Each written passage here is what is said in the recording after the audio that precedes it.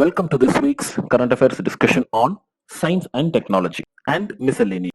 The topics today are taken from the Hindu, the Indian Express, the PIB. The first topic for today is Wagh Shear. So what is this Wagh Shear? It is a diesel operated submarine. Note it is not a nuclear powered submarine, it is a diesel powered submarine. And it is the sixth submarine. It is the sixth submarine of the project P-75 of the Indian Navy. And it belongs to the class called Scorpion class. These classes you have to know because each submarine in our Navy belong to different classes, and these submarines belong to the Scorpion class, and these Scorpion class submarines have been in news for the past 4 or more years, and each year these are being very important. And about this project P-75, this is one of the two lines of submarines. So one is P-75, the other one is P-75I. And it is part of the plan that was approved in 1999 for indigenous submarine construction, but with the technology taken from overseas firms. So the submarines have to be developed or constructed by India, but by using the technology taken from other overseas companies. The contract for 6 submarines under this P-75 was given to this Masgon Dock in the year 2005. And delivery was actually to start in 2012, but as usual the product faced some delays. So the offer or the project was given to Masdoc in 2005, and the delivery was supposed to start in 2012, but it did not start there. It took some time. And under P-75 the submarines include INS Kalvari, the first one. This could be a chronological question. The second one is INS Kanderi. The third one is INS Karanj, and the fourth one was INS Vela. And then we have the other two, that is INS Vagir. Vagir is actually now in sea trials. These 4 are already commissioned, but the 5th one, Vagir, is in sea trials, and the last 6th one, Wagh Shear, is what about we are seeing now. This Wagh Shear, actually it means, the name Wagh Shear means it is a particular sandfish, and it is a deep sea predator of the Indian Ocean. So the name seems to be applicable, right? It is a deep sea predator, and that is why we have named this. The first submarine Wagh Shear from Russia was commissioned actually in 1974, the earlier Wagh Shear, okay, but it was decommissioned in 1997, and now we are using that same name Wagh Shear for the new this project P-75 submarine. And some data, these data are not very important. Such data have been never asked, but just to know, in the submerged status it goes at 20 knots speed, and on surfaces it is a little bit slower, that is 11 knots. And this submarine, actually it was the first submarine, the old Wagh Shear, it was the first submarine that we got from Russia actually. And Wagh Shear is a diesel attack submarine. It is designed to perform sea denial as well as access denial warfare against an adversary. That is, when someone is trying to attack us, these submarines will be lurking around under the sea so that they will not allow access to the enemy ships. And permanently magnetized propulsion motor has been used in this submarine. So this is an important data here. So this, what type of motor it uses? It is a permanently magnetized propulsion motor is used here. And this submarine has stealth features. So how it has got its stealth feature is, it has advanced acoustic absorption techniques. That is, how do the submarines are detected? Some sort of sound is sent from the enemy submarine. When it touches our submarine, it reflects back. That is how these submarines are detected. But what this particular submarine has is, it will absorb the acoustic. That is, it will absorb the sound sent by other submarines. So it is very difficult to detect these submarines. And they have a very low radiator noise level. And apart from that, they have an optimized shape, which is hydrodynamically optimized. So the shape, the sound absorbing capacity, and low noise are the ones that makes this submarine a stealth submarine. Stealth is not being detected. That is what stealth means. And apart from this, we have to see about some other submarines, that is some other class submarines. These P-75 submarines belong to the Scorpion class, we know that. And some other submarines that we have already having is, one is the Kilo class submarines. And they are not indigenous, they were imported submarines. These submarines, they will get imported and then they will get retrofitted back here in India. And India bought two class Kilo submarines, that is belonging to the Kilo class. Two submarines were bought from Russia. So the question here could be like, Kilo class submarines, where are they bought from? They are from Russia. So what about the Scorpion? We know they are from France, and they are not bought from France, but just the technology it is adopted from there, and but we are manufacturing it indigenously. But these Kilo class submarines, they are just bought or imported from Russia. But the experts say India has lost a decade almost modernizing its submarine fleet, while China has marched ahead in its larger naval and more specific submarine capability. So simply, we are too late already. China is much ahead of us in the submarine warfare. And this Kilo class submarines, we have 15 diesel submarines and we have one nuclear submarine. This is what India has now. India has 15 diesel electric submarines and one nuclear submarine. And the next one is SSK class submarines. Out of this SSK class, we have Shishumar class submarines 4, Sindhu Ghosh class 8 and Kalvari class 3. So total the class of submarines we have is, we have Shishumar class 4 submarines, Sindhu Ghosh class 8 submarines and the Kalvari class Scorpion class submarines 3. So that is how we have this 18 submarines now.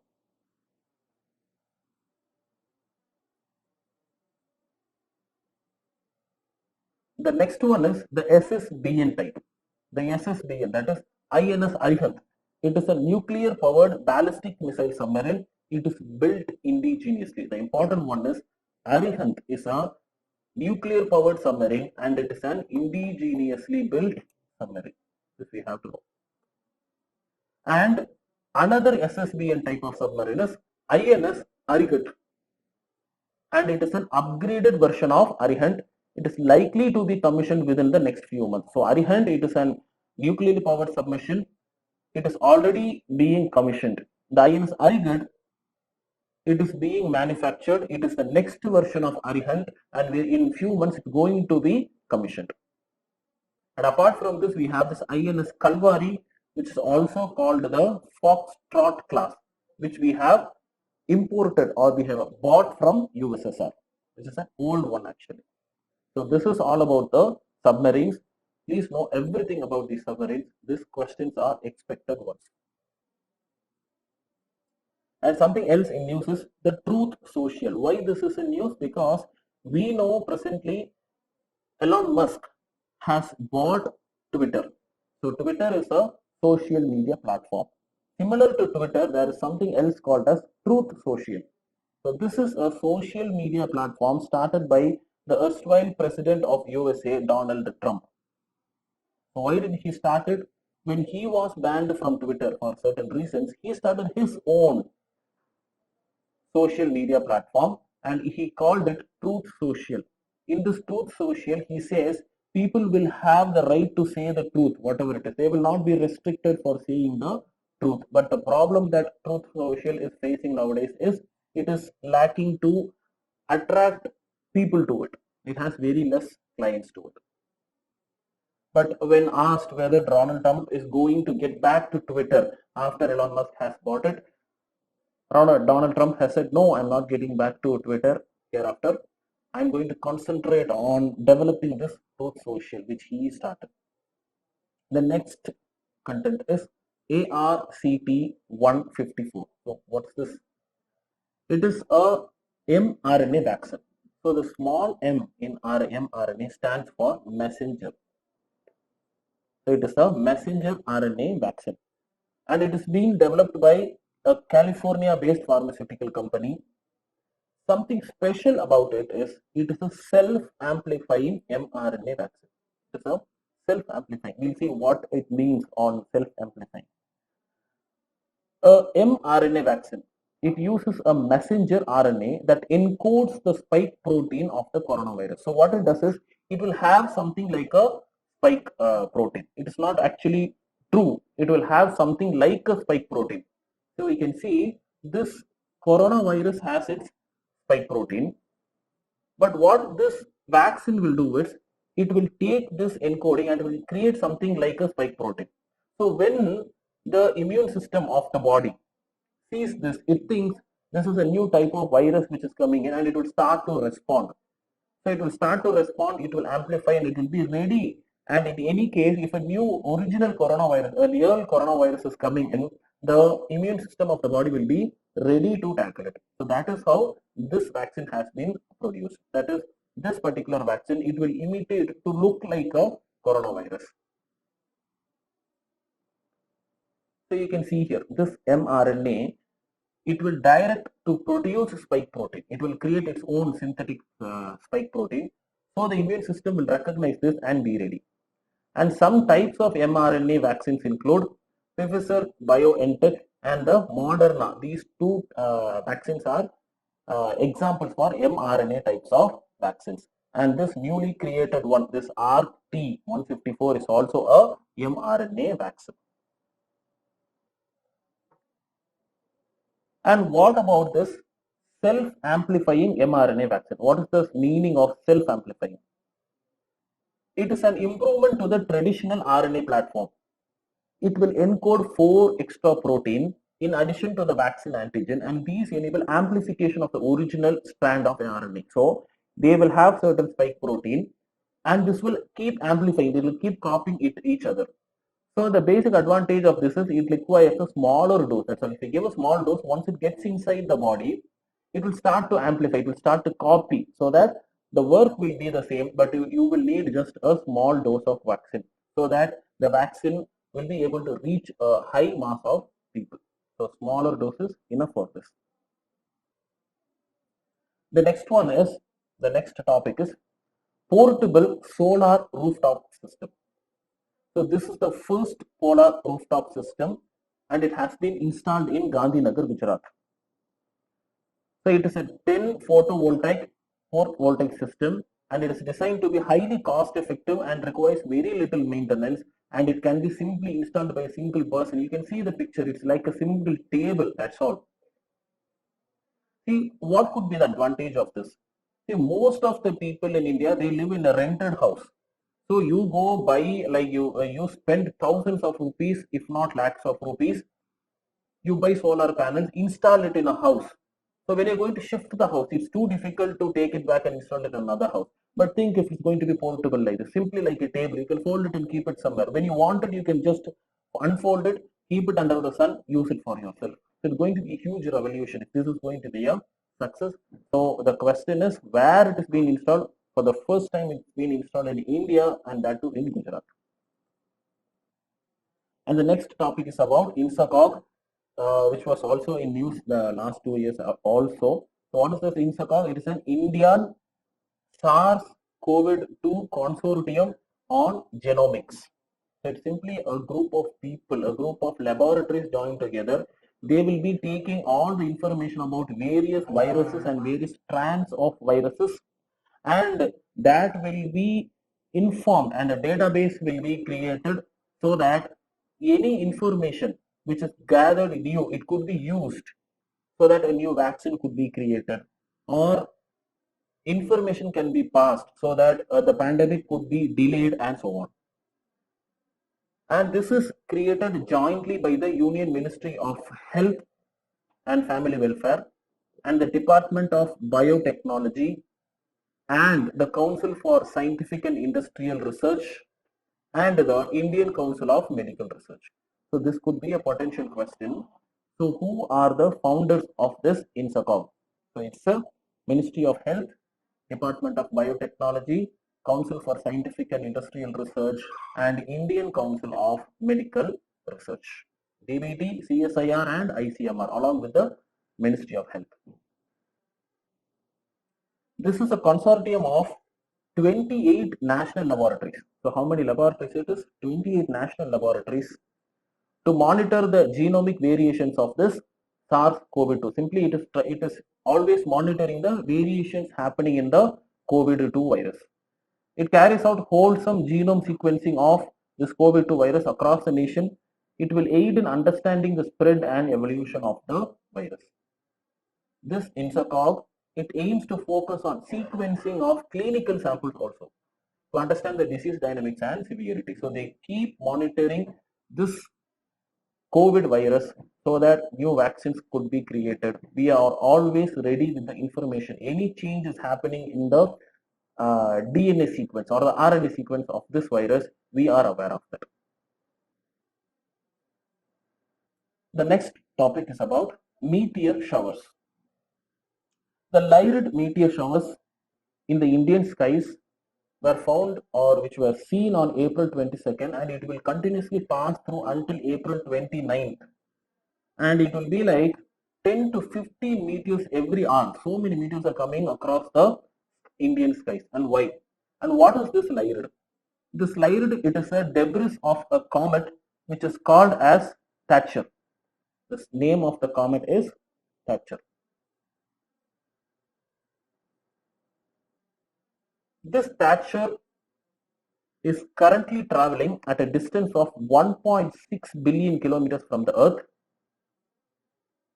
and this is going away from the Earth now, and after some times it will be coming back towards Earth. So this is it's always circulating around the Earth, and the debris of this Thatcher comet is called as lyrid.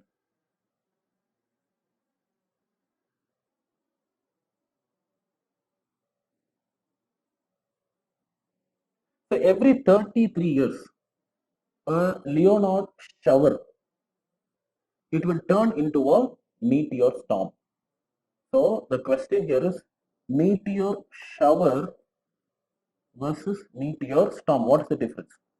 So only once in 33 years, normally the Leonid shower or the meteor shower turns into a meteor storm. And during this meteor storm, thousands of meteors can be seen every hour. A meteor storm should have at least 1000 meteors per hour. So only if there are 1000 meteors per hour, it can be called as a meteor storm.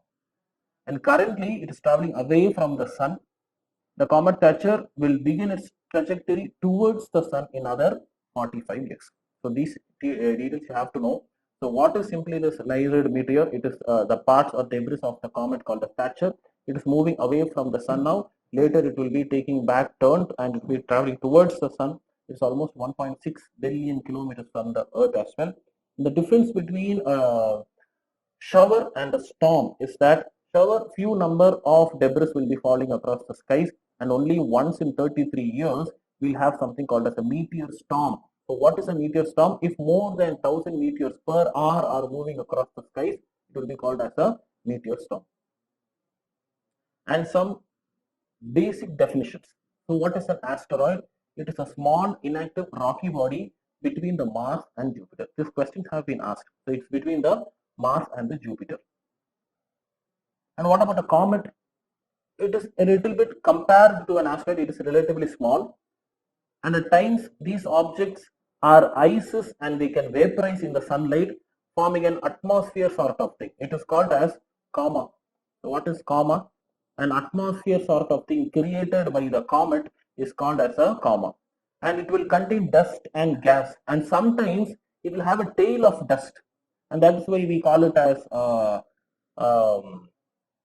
meteor. Okay, and these are coming from the outer solar system.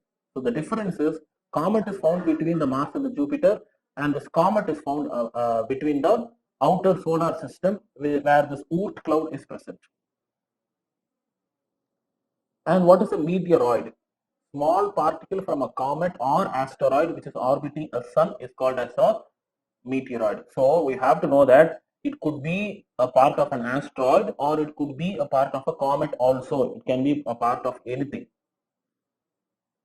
And what is a meteor? The light phenomena which results when a meteoroid enters the Earth's atmosphere and vaporizes. It will look like a burning star. Okay. So that is why we call it as a shooting star and all sometimes. Okay. So, but what it is actually happening is when it enters the atmosphere due to friction, it starts to burn. That's why it looks like a shooting star. And what is a meteorite?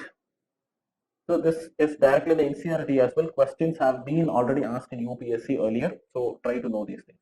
The meteorite is when the meteor is able to survive in the passage of the atmosphere and it is able to land on the Earth's surface, it is called as a meteorite. And I hope you know, we say that the dinosaurs got extinct because of these meteorites which reached the Earth. So why did the meteorite reach the Earth at those times? And why don't we see meteorites very frequently reaching the Earth nowadays? Because the dinosaurs lived during the period of Triassic and the Jurassic period, somewhere 250 million years ago. During those periods, the atmosphere of the Earth was not fully developed.